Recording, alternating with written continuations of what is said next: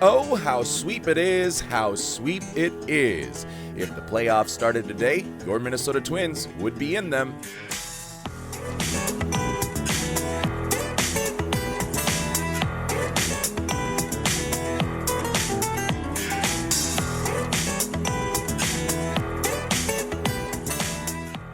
Hello and welcome to another episode of the Twinkie Town Tavern. This is a Minnesota Twins podcast where the beer is cold, the Twins talk is hot, and the stools are always open. I'm your host, Josh Kolojeski, inviting you to grab a drink, pull up a chair, and let's talk about this Twins 4-game sweep over their AL Central foes, the Detroit Tigers. Here's how it happened. We already talked about Monday's 7-3 win, so let's skip ahead to Tuesday. Taj Bradley matching the back-to-back Cy Young champ Tarik Skubal until the 5th, where it's the Twins that break through. Keishel with an RBI single. Ryan Jeffers gets a 2-run double to the opposite field, and Josh Bell with another ribby to cap off the inning. Bullpen gets a little bit dicey, but they hold on with Justin Topa earning the save as Minnesota wins 4-2. On to Game 3, surely the Twins won't have success against the Tigers' other dangerous left-handed pitcher? Wrong. 6 runs in the first, thanks to some speed, good base running, and an aggressive approach at the plate. The Tigers chase Bailey Ober, however, and they ambush Anthony Banda, but Cody Funderburk comes in for the save, and the Twins win that one 8-6. And then this afternoon, Mick Abel finally able to find his form. He shuts down Detroit through 6. Brooks Lee works back from an 0-2 count in the bottom of the 8th with a go-ahead 2-run single, and this time it's Eric Orsi getting the save in a 3-1 win. Minnesota is above 500 for the first time since last July at 7-6, and they're in second place in the AL Central, just 1 game behind the division leaders, the Cleveland Guardians. It is a fun time to be a Twins fan, and I don't think many of us expected to be saying those words at this point in the season, but they are over 500.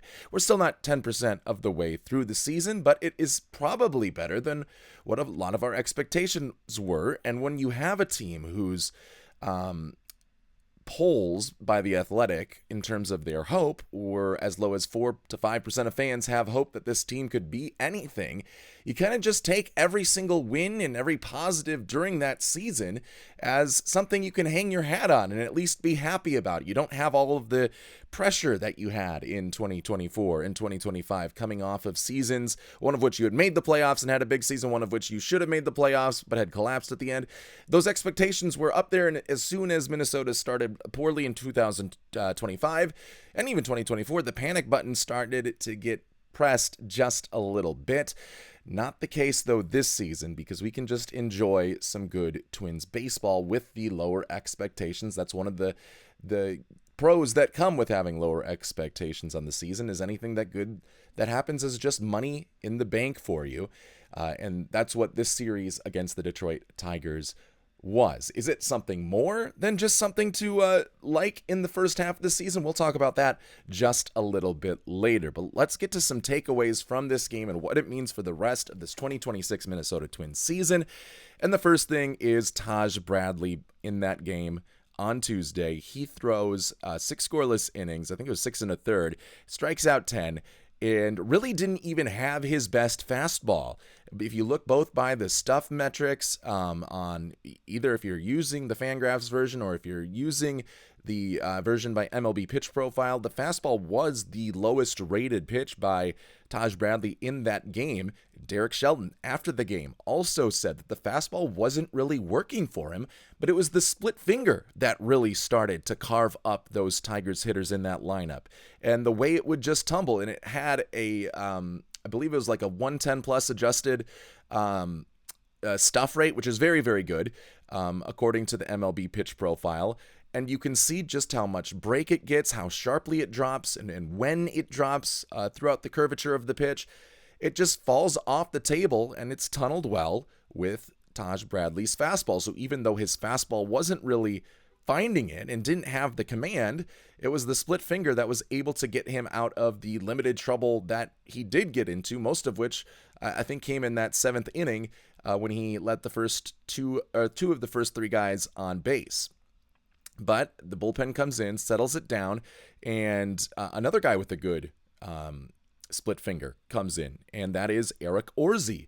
And he is a righty who is going up against the lefties in the Tigers lineup. You might think, okay, that's a little bit weird because the Twins have so many left-handed bullpen pitchers this year, more so than they have had in any of their previous years. I think there's 3 or 4 with Funderburk and Taylor Rogers and Anthony Banda.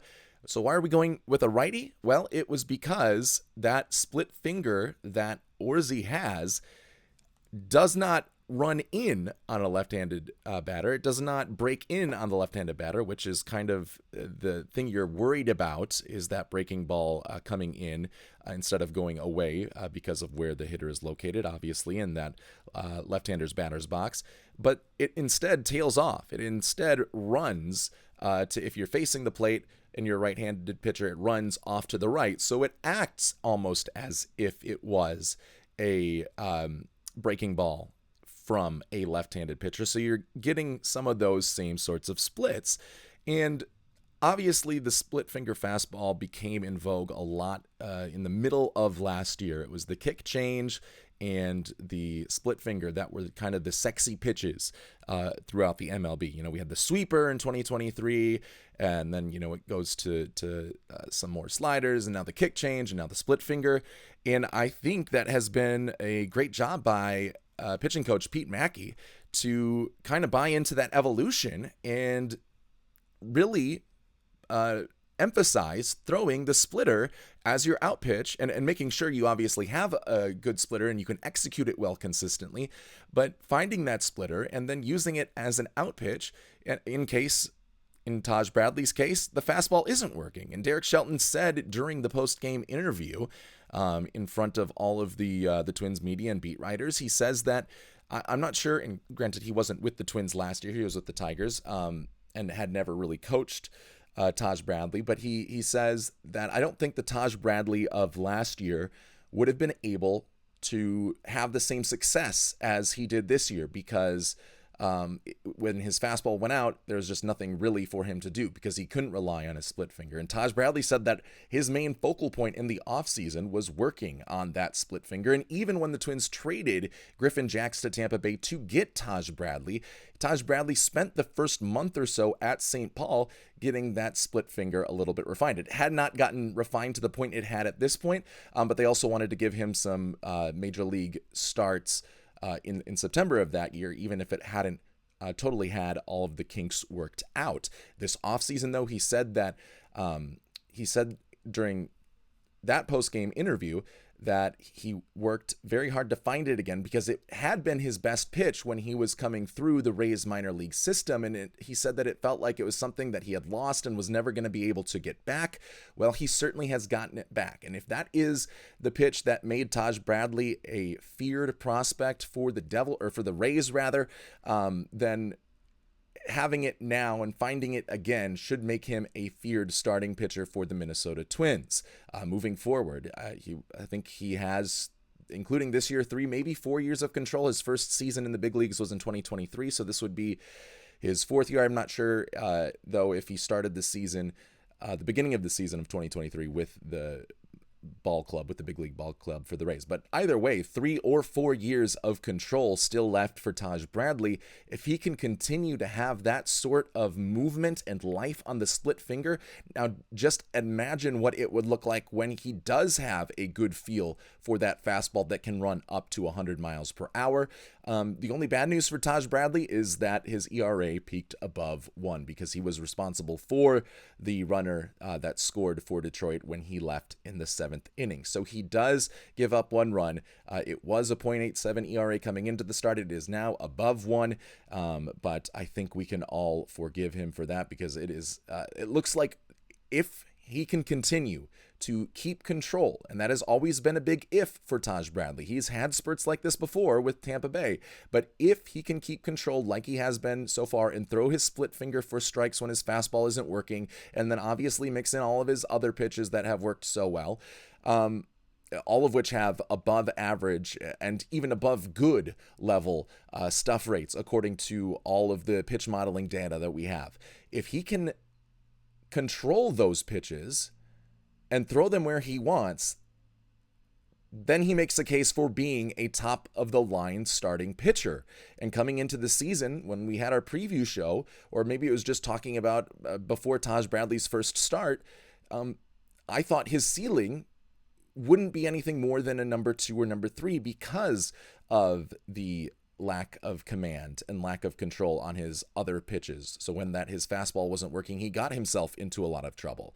And I said, I don't think he can be a number 1. I think he can at times pitch like a number 1. And I'm not going to change that assumption just based on the first 3 starts for the season. But I am going to say that if you continue to extrapolate what these first 3 games have done, and he continues to have that same sort of performance, then you have a real number 1 pitcher, and probably a pitcher with stuff that we haven't seen for a long time, like Francisco Liriano type stuff before the Tommy John injury, when it was a slider and a fastball mixed well, or the Johan Santana fastball changeup and slider combination.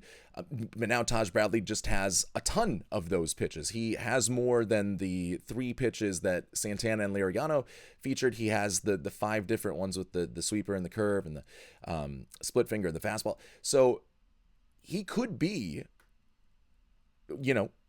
he might already be the Twins starting pitcher who has the best stuff in the 21st century, just pure stuff. If he can command it, then you're talking about an all-time great Twins pitcher. We're not going to get all the way out ahead of ourselves and follow that train of thought too far, because we need to see this be more sustained. But I think it is a good thing this early in the season that he has those pitches working for him. He's getting high swing and miss rates, he's getting high chase rates, and he's keeping his walk rate lower than it has been throughout the course of his career. That is something encouraging for Taj Bradley, and I think you can credit Pete Mackey a lot for that. Another Twins coach that I think should get a lot of credit for some of the success that Minnesota is having early this season is Keith Beauregard. And Keith Beauregard was the guy that was brought in as the hitting coach when Derek Shelton was hired.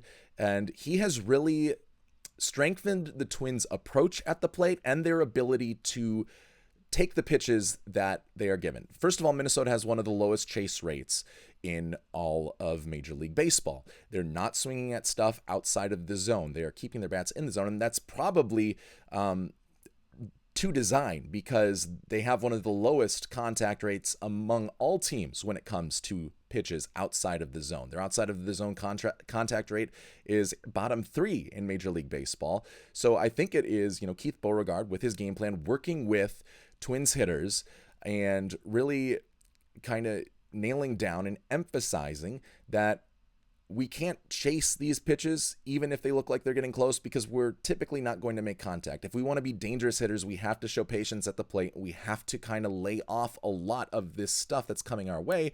And if we do see that it's coming in for a strike, the next step of that is what they've been able to do as well. And that's just foul it off, stay alive. Or if you're above or a bit ahead of the pitch, then you can just take it the other way. And that is something that Minnesota has done better and better this year, whereas the Twins last year were, I think, a top 3 team in pulling the ball. And that's not always a bad thing, but it kind of shows that your swing path is really only going one way. They have kind of lowered that number to a middle of the pack pull team and a top 10 going to the opposite field, top 15 taking it to center field team this season. And I think that just shows the change in approach that the Twins have had under this new regime, rather than the one that they had probably with Rocco Baldelli, when they were, hitting a lot of home runs, but not always getting runners in with when they got into scoring position. And you can kind of go both ways on that. I think both approaches are solid approaches, but I just like the way that Beauregard has trained his hitters to hit to the opposite field, especially when they're in 2-strike counts, and especially when they're being thrown like a breaking ball that's trying to sneak in on the back door, and just getting the hands out, flipping the end of the bat out, and taking it, if you're Ryan Jeffers, to right field. And that is exactly what Ryan Jeffers did to break that game open against the Tigers. Is he comes up, he goes 2 strikes, he gets up to 3-2, he fouls up a couple of 2-strike pitches, and keep in mind, he is going up against the top pitcher in baseball, perhaps, in Tarik Skubal, who is just peppering him with fastballs, with changeups, he's everything imaginable. He's throwing at Ryan Jeffers, and Ryan Jeffers is just fouling off the pitches that he doesn't like but are coming into the strike zone to stay alive. And then finally he gets one that catches a little bit too much of the plate on the outside portion of it, and Ryan Jeffers lowers the bat head, flips it out on a line into right field. And Ryan Jeffers, I think, has been the biggest beneficiary of this new approach, because he was a guy that was pulling the ball a lot, even when it was in that outer part of the plate. And what happens there is, if you're pulling it, you're not going to be able to get as much power behind it. You're not going to be able to rocket it as much as you would if it was left more over the plate. You've got a longer swing to get there, just based on where it needs to go, and you're not just slapping it the other way, so it doesn't get that same force. And a lot of times it's a ground out, and you're rolling over it. Your wrists are rolling over it as it goes to shortstop or to third base, and it's an easy ground out. But here, no. We are taking pitches to the opposite field, but it's not like we're doing that too much to the point where we can't turn on things, because we certainly have been turning on a lot of these pitches. Like I said, our pull rate is still in the middle of the road amongst Major League Baseball, but it now has just been more varied, and that means you have different swing paths, and you're able to do a lot with a lot of different pitches and a lot of different parts of the zone. And that good at bat by Ryan Jeffers, and just the way that it seems like his approach and his abilities have changed from 2025, when he was already an above average offensive catcher, to 2026, where he now looks like, at least with the peripheral numbers early on in the season, he could be something more than that. And we talked about it a little bit last week, is that he has like all-star potential if he continues to have this high hard hit rate and this ability to go to all parts of the field like he's been able to show through the first 2 weeks of this season. All right, so that is kind of the story from the first game, or I guess the second game. We already talked about the first game on Tuesday, but on Wednesday we had the third game, and it was against Framber Valdez, and the Twins once again had this strong approach. AJ Hinch, after the game, said that the Twins' aggressive approach worked against both Tarik Skubal and Framber Valdez, knowing that you're not going to get a lot of good pitches to hit, kind of getting traffic on the bases by ambushing those guys and swinging early in those at-bats against them. They're going to be able to throw strikes. That they can throw whatever pitch they want for strikes, so now just take advantage of it, put it in play, and see what happens. And that's what they did against Framber Valdez. Byron Buxton, of course, gets the single to start things off, and then they get to second on a walk, and then there's a ground out that should have been a ground out, but the third baseman threw it late to second. Byron Buxton was hustling to third, and he wouldn't have any chance to have just touched the base there, because Byron Buxton was pretty much already there. The throw was late to second, and then it didn't get back in time to first. So there was the speed by both Austin Martin getting from first to second, and then by Luke Keeschel getting down the line. Both of those guys force a bases loaded, no out situation, and it starts off a 6-run inning where Byron Buxton scores on a wild pitch that was actually pretty well played by the Tigers, but just his speed and his aggressiveness, if he doesn't get a good jump there, he's going to be out if he continues to go. He got the good jump, he read the ball well, and the Twins are showing some real aggression. Royce Lewis showing a lot of real aggression in the base path. He gets on first base, and on the first pitch, he steals second base. So Minnesota's base running has certainly improved. It's been very mercurial so far this season, very up and down, because we talked about the first 2 games, it was like a big strong point, and then most of last week and early into this, or last weekend, it had been a flaming hot negative, but now it's starting to go back into the positive. And maybe that's just something that we can expect throughout the course of this season, is that to just be up and down, and that goes hand in hand with the added aggressiveness. I like that we have that aggressiveness both at the plate and on the base paths. I think when you are a team that if we had the Bomba Squad, for instance, I would not like that aggressiveness because the Bomba Squad was waiting for their pitch. But I think you have to work with the players that you have, and you don't have the Bomba Squad anymore, but you have guys that can still get good contact on major league pitching. So now we're no longer going swing for the fences. We're also no longer going, hit the ball on the ground. We're just going hit the ball to all parts of the field. And that, I think, had kind of been the failure of the last two regimes of hitting coaches, with Borg Schulte especially, is that the strikeout and the whiff rate went down, but it wasn't as much hard hit contact. And now we have been able to get that hard hit contact and really have just forced the other team to make more mistakes than us. And being aggressive on the base paths and at the plate gives you a leg up, and really is the only chance you have to continue keeping your offense hot, because you're not a team that can just wait for the 3-run home run. You have to get those runs manufactured. And I'm a big advanced analytics guy, but I also think advanced analytics is best used in context within each team and what abilities at the plate each of your players has. So taking good at-bats and going station to station with aggression, I think, is the best route for success for this Twins offense, and that was something that they showed in Game 3 of that series. Bailey Ober, I don't know how much longer he's going to be a starting pitcher, but he got the results for Minnesota in this game. Still not really having velocity on his fastball that was anywhere near where it was when he was a number 3, number 4 starter for the Twins. And now he still is a number 3, number 4 starter for the Twins. He just doesn't have the same stuff that he used to be able to have. And granted, it was never more than like a 92, 91 mile per hour fastball, but now it's dipped down below 90 for the most part. And he doesn't always have the control. He doesn't have the ability to pepper the strike zone on the outside edges. And if he peppers the strike zone up in the middle, that's going to get hit pretty hard. It's not like you can't be a good pitcher with a 90 mile per hour fastball. You certainly can. Greg Maddux proved that. Jamie Moyer proved that. But those guys' margins for error and Bailey Ober's margin for error was a lot slimmer, because if you make a mistake, 97 mile per hour mistake still has a good chance to get by a bat. A 89 mile per hour mistake is something that AA hitters can feast on. So you don't have that same margin for error, but he was able to hold Detroit to just 2 runs.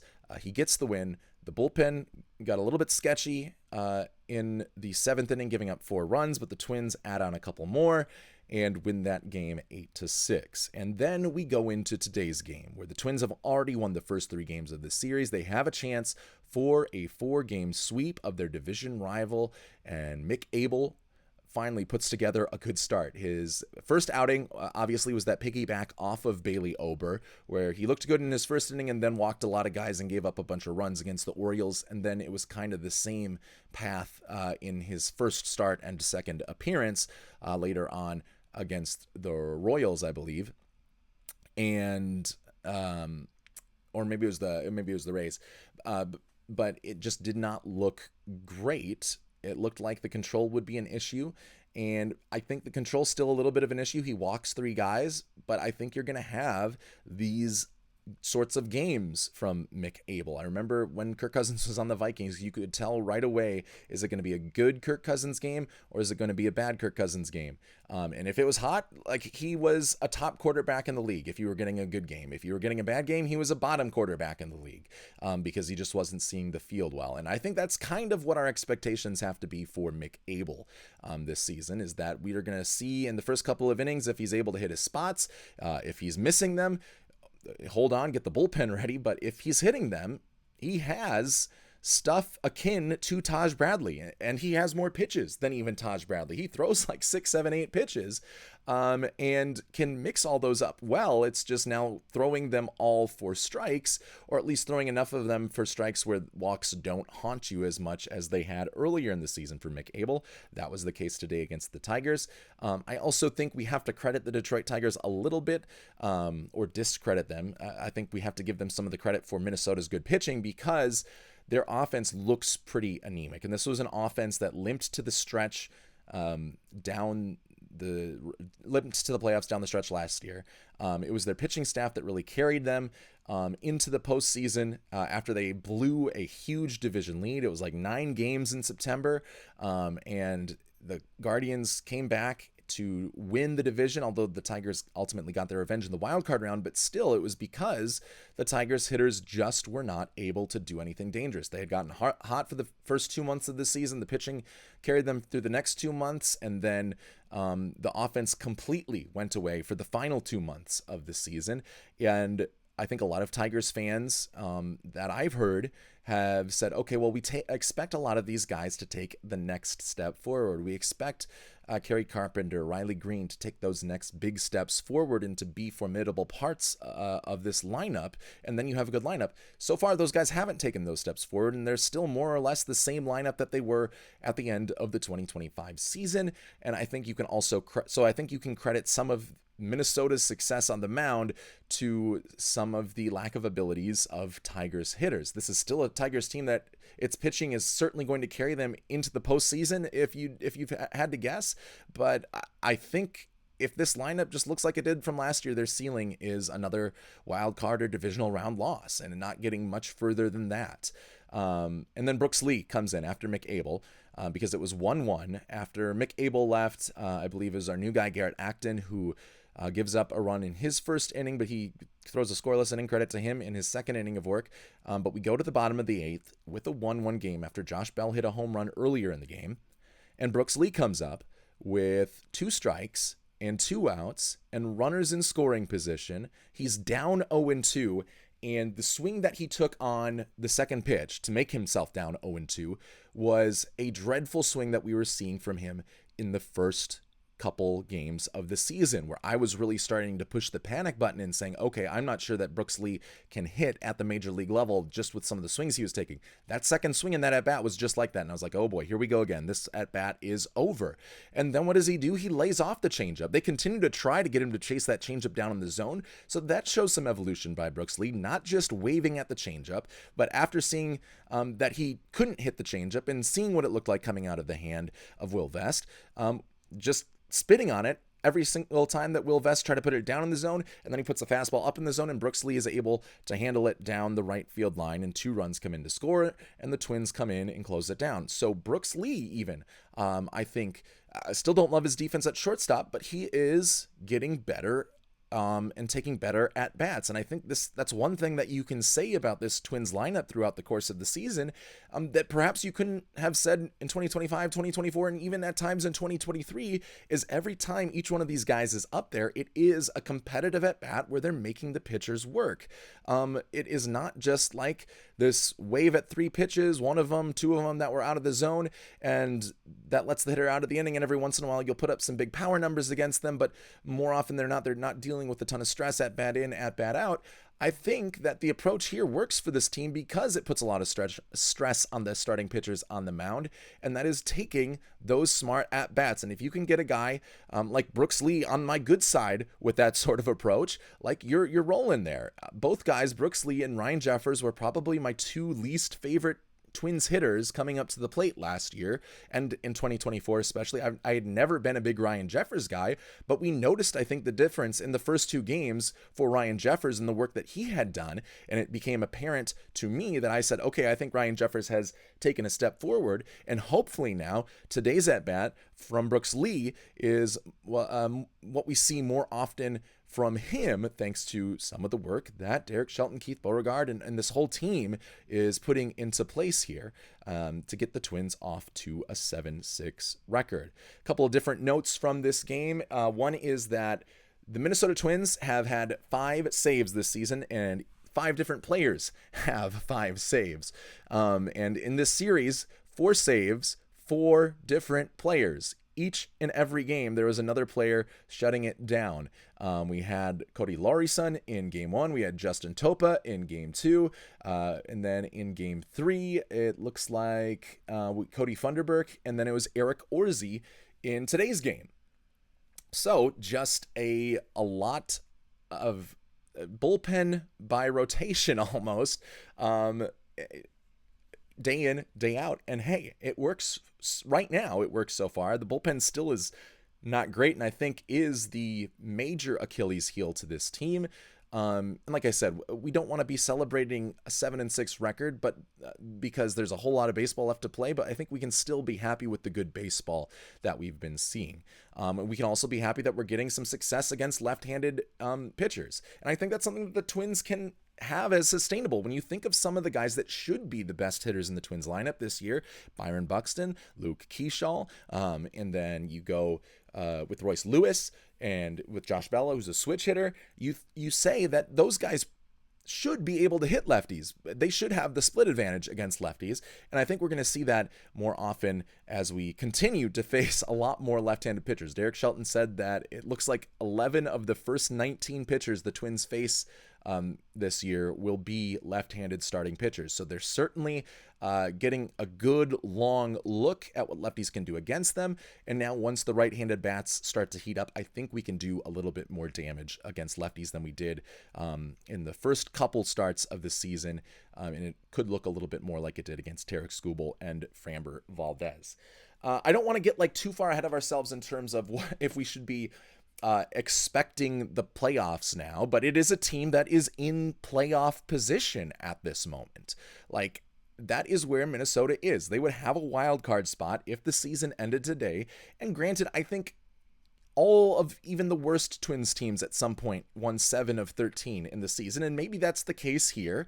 But all of the evidence that we have right now, all of the data shows us that as of this moment, the Twins would be a playoff team. And I think one of the things that you would feel confident about is how they were able to hit what was a playoff team from last year and what is a strong playoff rotation. Casey Mize, Tarik Skubal, Framber Valdez, and Jack Flaherty probably come October are going to be the top 4 pitchers for the Detroit Tigers in their rotation. And the Minnesota Twins, not so much against Jack Flaherty, but against Tarik Skubal and Framber Valdez specifically, they get the work done. They were able to get those guys out of the game and really put up some damage against them. So if you're, and again, 1 game sample size against all of those starting pitchers, but that is something right now that you can be a little bit excited about. Is we faced a complete pitcher rotation that if we were to make the playoffs in October, that would probably be even at the top end of the pitchers that you would go up against. And at least you can point to, look, in April, we were able to attack these guys and take advantage of them and really do some damage. So I hope that is a confidence that is instilled in this Twins team. I don't know if it's going to be like that every single time we go up against one of these top tier pitchers in the league. I would expect probably not. But for right now, it's what has happened. And whether sustainable or not, we can enjoy it. Minnesota Twins will take on the Toronto Blue Jays in a weekend series. We'll talk about that one when we return over the weekend. But the first game of that will be the Patrick Corbin for the Blue Jays, making his first start of the year, and obviously a guy that was not so great with the Nationals, kind of bounced back a little bit last year with the Rangers. He's now with the Blue Jays.